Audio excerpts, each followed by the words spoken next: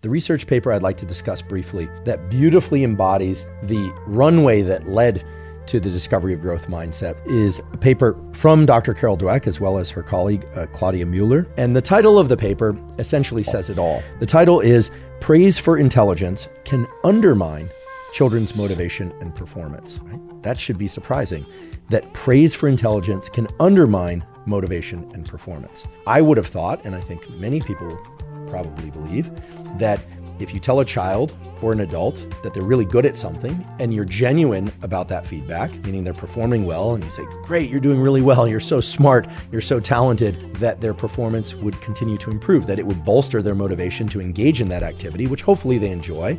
But regardless, provided that it's a safe activity, it's educational, what have you, that it would serve to encourage them, right? The kid thinks, not only am I engaging in this activity, but I'm getting positive feedback, presumably from people that I care about or whose opinion I care about. Wouldn't that serve to elevate performance? It does not. In fact, the exact opposite happens. So I'll just give you a few of the key takeaways from this study. The way it was done is very interesting. They essentially gave feedback about performance that was linked up with a child's intelligence, telling a kid they're smart, they're talented, that they can learn things really easily, or that they're very good at learning, this sort of thing. And they called that intelligence feedback. Or they gave them what was called effort feedback. A simple way to think about effort feedback is that it's more attached to verbs as opposed to labels.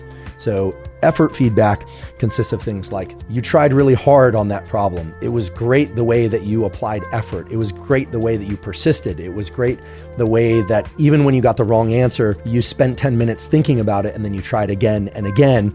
Or in some cases, even if they didn't get the right answer, telling them, well, even though you didn't get the right answer, it's really terrific that you continue to try. Okay, so intelligence feedback was the sort of feedback that was tied to labels of identity, things like smart, talented, etc. Whereas effort feedback was tied to verbs, choices, behavioral and cognitive choices that children made in an effort to learn or get better at something.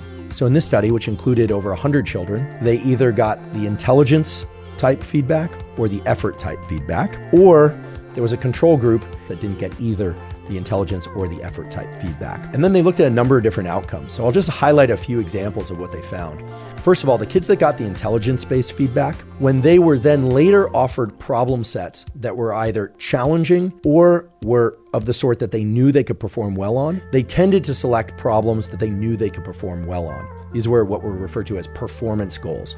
In other words, they picked problems that allowed them to continue to get the praise that they had received previously about being smart or talented. Whereas the kids that got feedback about their strong effort, when later presented with problems that were either easy or hard, more often than not, they picked the harder problems that stood to teach them more. So that's striking. It says that if you tell a kid that they're smart or talented, and that's the reason why they perform well, when they encounter challenges, they are likely to go with the least amount of challenge so that they can continue to receive that praise or feedback. Whereas if you receive praise and feedback for your strong effort, then later you tend to pick environments, problem sets, etc., that allow you to exert the very effort that got you the praise in the first place.